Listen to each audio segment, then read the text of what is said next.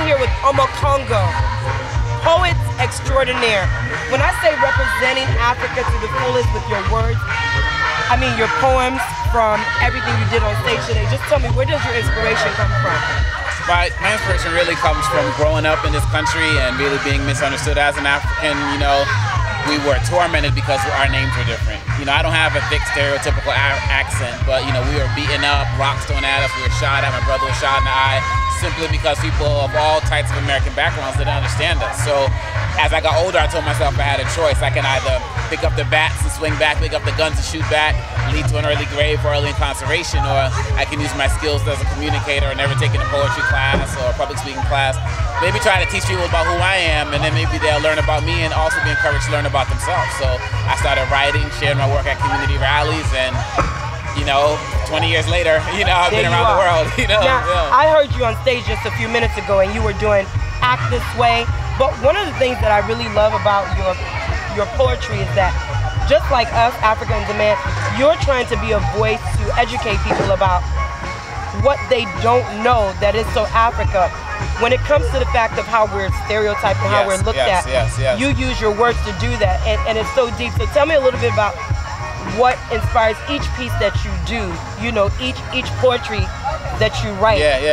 To get as deep as it does. Absolutely. I mean, deep. I mean, my goal is I want everybody who walks into the room to hear me perform to leave with something that they didn't know before. So whether they go to the website freeofmindpublishing.com or whether they go anywhere, to come out with something that they didn't know about. When I did my poem Welcome to the Congo, I said, you know, America can only handle one African genocide per decade. You know, so I have to talk about the Congo since other TV networks won't. And since I've been so misunderstood as an African in this country, you know, and I write about so many different topics, but as a poet, I feel like, you know, we're the griots, you know, we're the storytellers, we have to communicate what's going on. And so that's why I write. I say, what do people not know about, and how can I educate them through this medium? Through rap as well, which I do too. I mean, I commend you for everything you're doing. Let me ask you this. Why do you feel that more people aren't stepping up to represent Africa in a positive light or show the things that aren't being showed on America media? You know, like what is it gonna take? It's gonna take people who are being, you know, natural and true to themselves. I mean, I've been around the world, I've produced 5 albums, been on TV in a whole bunch of different places and stuff, and you know, but still don't have a record deal or anything like that. But a lot of our young kids, they don't see the glamour attached with, you know, celebrating the African positivity. So they're more comfortable promoting the stereotypes because that gets them the money, that gets them the big bucks. You know, they get on. You know, I've seen shows where people are dancing and hanging and eating bananas and, you know, all these types of things. That's money there. That's sexy in that. You know, you have to be a person of conviction. You know, and really determine that I'm walking in other people's footsteps. You know, in the footsteps of Malcolm and Kwame Nkrumah, Patrice Lumumba, people who really died so that I could have a better life. So, you know, if the financial success comes that way, that's great. But I've already determined that I have to speak for those who are no longer here. You know, who fought so that I can do that. And so, whatever comes with that, rich or poor, I have to represent that. I come from a family of Congolese, you know, resistance, and I have to represent that in everything that I do. I have no choice. Now, I heard you say that you got a chance to go home. Yes. And it was a big eye-opener for you. Yes. What was the biggest influential factor that you felt you brought back with you when you went, you know, home to Congo? Just like feeling like there's not enough time in the day, you know, to get the message out about what's going on in the Congo. Like I said, most venues I go, I speak at colleges, Harvard, all these different places, and they can't even talk to me about the Congolese genocide. I say, which genocide has happened in the last 5 years? They say Rwanda. It's like, that was 94.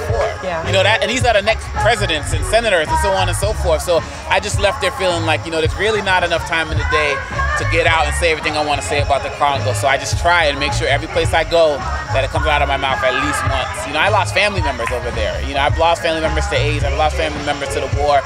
I met my cousin. He was 22 years old. In the morning when I got home, he was dead from a cold. You know, some simple things. You know, and that pains me.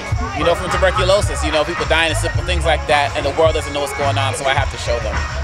Well, let me tell you, Omekongo, it's been a pleasure talking to you. And for those of you out there who did not get a chance to see him perform on stage, you missed a deep brother. I mean, just very deep.